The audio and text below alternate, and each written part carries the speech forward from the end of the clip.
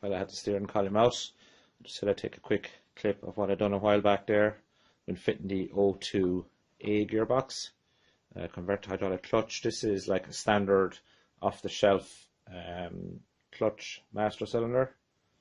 It can be used for other things too, for brakes and all sorts of things, typically fitted to kit cars. I believe this one, when I went searching for it, it's off a Land Rover Defender, and they use a lot of this type of stuff. They're in around 20, 25, 30 euros to buy, so they're nice and cheap, plenty of availability. So what I've done is, this guy here, I've just used a remote reservoir. This is like something you get on a motorbike. This is with a fitting that I make up and to suit the tread on this guy, which is M10x1, and I have that slotted into the VW slave cylinder. This is just something you can make up yourself. You can buy the hose and buy the meter. It's very handy. It means your routing can be pretty much anywhere. You're not restricted by lengths of cables or anything like that you might find maybe that you might have to try and use, let's say, if you're trying to keep it OEM, for example. If you want to keep Volkswagen and stuff. This guy's just a simple pin. You can see here is where the original cable would have hooked in over. And this guy here just needs a wee hole down here. A little pin. It's a clip of some form that won't come back out on you. And this guy here is just a simple... This is just a simple bit of plate. Bent at 90 degrees at the top. Hole drilled through it. A nut that fits the thread on the master cylinder, just welded on, and another nut back here then to act as a lock nut. This does give me a certain amount of, as I screw this guy in and out, effectively what I'm doing is I'm adjusting the position of the pedal. So when I'm welding it on, welding the brackets on initially, just kind of line up your brake and your clutch pedal, because this will be hanging kind of free. That's really easy to do because on the Mark 1 stuff, the brake pedal is already there for you. So you don't have to go into the car looking for it. It comes out as part of the unit. So line those two guys up. Put the adjuster maybe in the middle as best you can. And then with your plates welded on to each other, slide him up and down the steering column until you find a nice sweet spot there and give him a shot of weld all around. So I'm going to weld the crap out of it. Doesn't under that much pressure really. This is just how I do the clutch master cylinder. I think it's a really easy way of getting one into a car that just doesn't have one to begin with. So I did this some years back for the O2A style gearbox. So with the steering column out and just looking at it here, this has got to be adapted to fit back on to where my new servo plate's going to go. And of course the centers on the servo plate is 100mm, and this guy here is 60, which is the same as most brake master cylinders. So what I'm going to be doing with this guy here is I think the best thing to do is just nip these guys off. I'd be a little concerned as well that this dimension, that the width here isn't quite enough. So what I might do is I might cut this guy back a little further, maybe back around the hole here or something like that, and put it into the car then at that point, and it'll be bolted on, of course, by the standard, this one here, the slider bolts here, and these guys back up here. So the position of the steering column will be back where it was, and it's just a case then of making something to fit this to go onto the servo. It's really because these two guys are just too close. And the plate that I put on doesn't really change the distance, we'll say, from here to any of the fixed mountings that are in the car, because where this guy bolts onto the car is flat down from pretty much where I cut. There may be a small difference there, but it is millimeters, so it's an easy enough thing to get back into the car.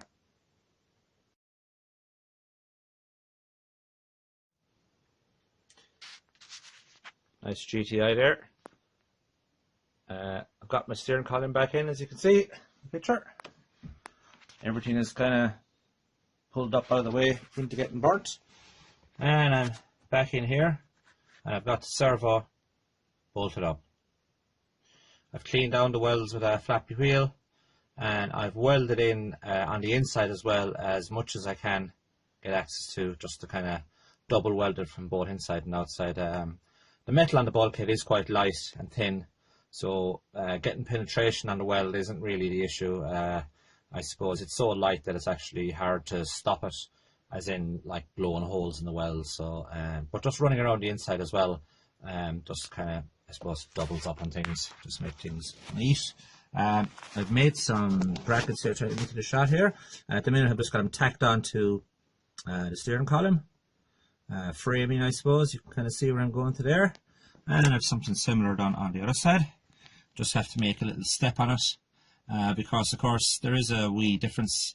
The 60 mils is the VW steering column frame, and of course the servo is 100, so there's 40 mils to be gained. So there's a small step. It's on one side compared to the other because, of course, the center, if I can focus in here, the center for the pedal itself hasn't moved. So the frame was a little biased to one side anyway, so you can see there's a small angle in it there, but it's more to one side than the other, a bit more obvious here. Now the frame is different on both sides as well. It's not that the frame is symmetrical, so I suppose kind of ignore that a little bit. One thing to note, which was nice, a bit of surprise really, was I've just got a nut stuck in here at the minute, that when I put it all together and set my pedal in, the actual clevis fork here fitted in just about, dare I say, perfect. Of course there's a small bit of movement on the bolts up here. You see that guy up here? And there's also a small bit of movement up here to allow the steering column and the frame to move in and out. But it worked out that this clevis is actually, if I pull out that bolt there, the clevis just sits there. So that's a nice surprise. That actually works in right. And now I've got a nice pedal, nice smooth action there. Everything looking good. Brake light switch back up in the same place.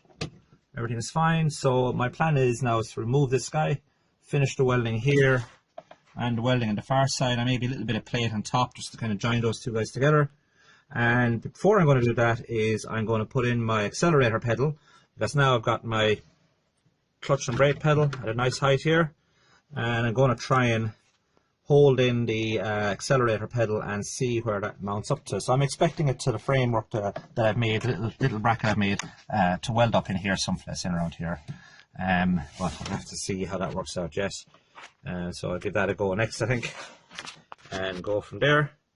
When I was making up these little legs, I just used the usual CAD, the cardboard, cut it up, bent it, and just chopped away, drilled some holes. I drilled 9mm holes for the 8mm bolts. Give yourself a millimetre, there's no point killing yourself.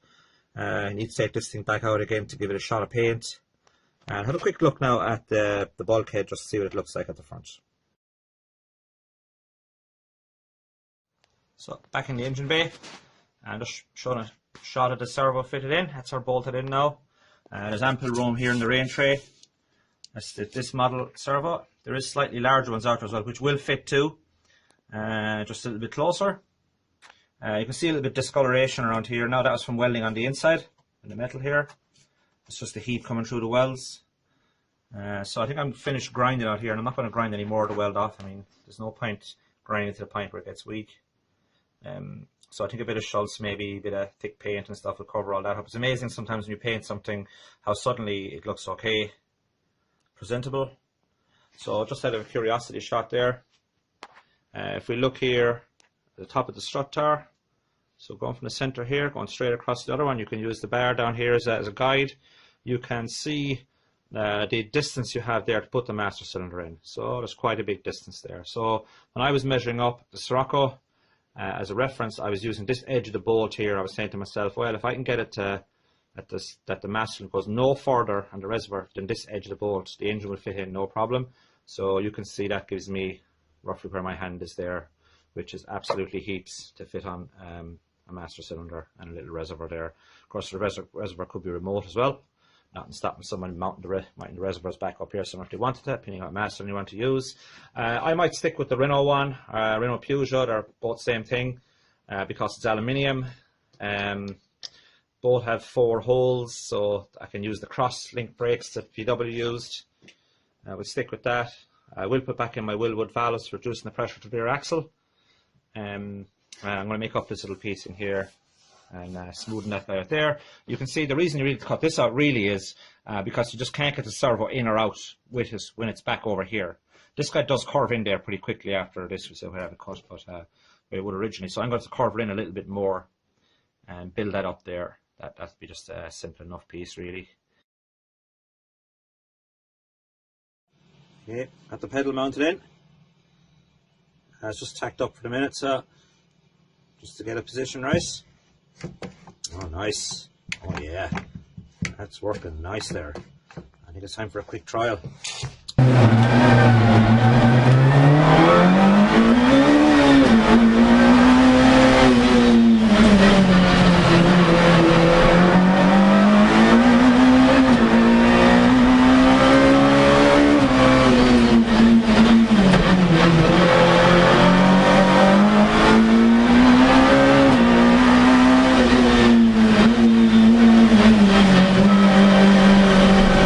Works.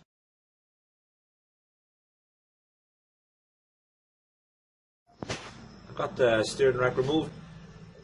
I've left the knuckle and stuff there just for the time being. And let's have a quick look now at the Toyota one versus the Volkswagen one.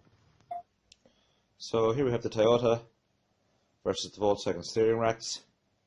As you can see from just looking initially, the lengths are pretty much identical. There's no need to change track rod ends or anything like that.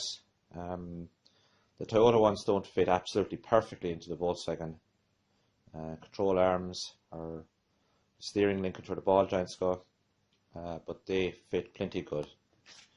So as a quick snap here, you can see that there's a significant difference here and here alright now with the height of this, but where the bushings go are actually the exact same place. The bushing goes here, and here in the Volkswagen, and here in the Toyota.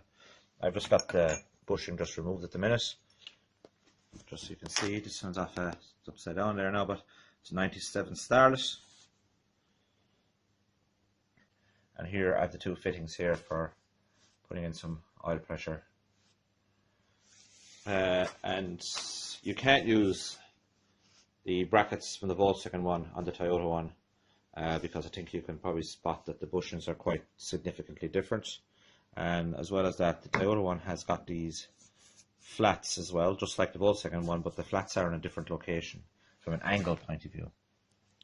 So a while back there, said to another guy and bag drivers, Ronan came up with the idea, and I machined up these guys here, a set of them, and they're being fitted to quite a few cars from here in Ireland all the way as far as Australia, believe it or not. So this is a bracket I have left at home for myself, and there's two parts to this. And the idea of this, if you notice the angle that's on it, this tips this Toyota steering rack to the right angle for the knuckle to go back up into the car. There is some work you have to do there for that knuckle to go through the car. The hole has to be enlarged a little bit, which means you can't use the standard Mark 1 boot. At least I haven't to date anyway.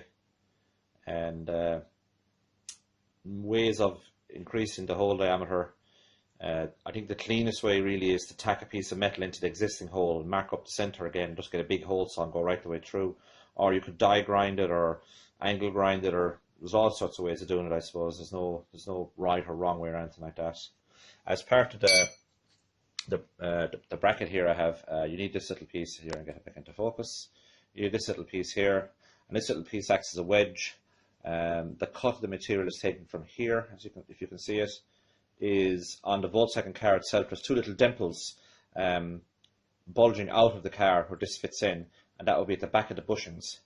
So this is to avoid getting caught up in those guys, and this wedge piece then sits into the bushing. If I can even remember how to put my own stuff together. No, it's the other way around here. Yeah, it sits in like that. So that is the assembly. So now you can see the D for the bushing, and this is the angle that it's tipped at from the car. And that just bolts in. When that bolts in, the rack is sitting in there. You can drop in your ball joints, put a bolt in them, and you're not too far away from steering your car with a bit of power steering. And we'll run through now that's my next job, I think, to kind of mock up a fit here.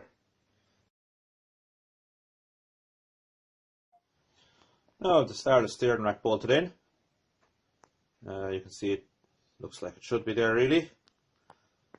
It's hard to know that it's a Toyota rack looking at it, not that it really matters.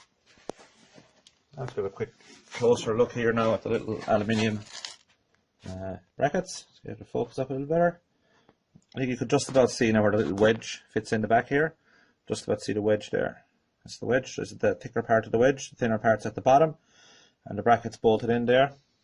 And that's tipping the rack out at an angle like we've seen in the bushings earlier, which allows the steering knuckle to go back into the hole again here. Now the Mark 1 Golf Gator won't really fit particularly well over this guy, and it's inclined to get caught up on it. So what some people do is drill out the hole here and fit a Mark 2. I think the best way of drilling out the hole would be to tack on a square of metal into the four corners, mark out your centre, and just use a bigger hole saw to make a neat job of it. Or you could do a bit of grinding as well, I suppose, and get there. So this is the Toyota knuckle. So you can see here it spins around here. I don't have the knuckle connected to anything else, the far side now. I'm just winding it out there. Now, what I have found myself in the past is that once the steering wheel shaft is connected up, this guy is close to the metal here. A little close for comfort maybe. So you can fettle with the steering rack a little bit by opening the bolts here. And there is a small amount of movement in this guy. I mean, it will go back in a few degrees and out a few degrees. So you find yourself a little sweet spot before you tighten these guys up, the two brackets up. Once it's tight, then I mean, I'm giving it a good solid tug there now. It does not move. It's absolutely stuck into the car. So the way this bushing here works the exact same way as the Volkswagen one. It works the same way in the Starlet. Is the aluminium housing here on either side, or if you can see there that the bushing or the bracket is inside, the bracket is in the aluminium housing along with the rubber bushing. So even if the bushing was to wear away to absolutely nothing, the steering rack could still not go left nor right. So this is perfectly safe, and it's amazing how close the parts are to one another for cars that are probably the guts of 20 years apart and will bolt in. So it's one of those strange ones. This hole here, threaded hole here, is for a little pressure sensor. So when the car is idling, basically the vacuum is lower. Your two hoses, your pressure and your return, are over this side here. So you see, guys, just got to bung a bit of paper there to mess up the old messy oil. So in my experience so far, this guy here needs a little rubbing out here around this area here. And what I've done as well is I've typically made up some light aluminium sheeting that you can bend, and I've bent it around the shape here just by basically making a cardboard cutout and just being careful with it, and I make it nice and neat to fit in around here, and it acts as a nice heat shield as well. And I haven't used a rubber boot at all. So there's lots of different ways to do it. None of them are wrong, none of them are right really. It's just personal preference. We'll go for a quick look now out at where the ball joint sits into the car, just so you can see how close a fit it is. So back outside the car again, out of the front, this is the right hub. Not that it really makes any difference. This is the Toyota track control arm and the Toyota ball joint inside it. I'm not sure if the Volkswagen ones swap over, probably don't. But anyway, you can see here how this guy fits in. That looks pretty good. You've got ample, see if I can get to focus here on the bolt. It won't, no, the camera won't focus on the bolt. Anyway, there's a little hole here for a split pin, so you wind up your nut there. There's plenty of thread in it. And there is a little gap here, so what I've done myself is I've kind of massaged the boot a little bit, the rubber boot that's on it, because it's probably after given 20 years of being flattened up to there. And if you massage that there, I'm trying to get the camera to focus here now, and it's just, there we go. So if you massage this guy here, it will travel down to meet the arm here, so it looks nice and tidy. I mean, once this has got plenty of thread here. Once there's a bolt in that and a split pin, going through it. I mean, there's no way this is coming back out of there. So this fits really, really well. The tracking isn't far off right either. So it's amazing the similarity between the two cars, between the Volkswagen and Toyota, in that sense when it comes to the steering anyway. So that's the rack in.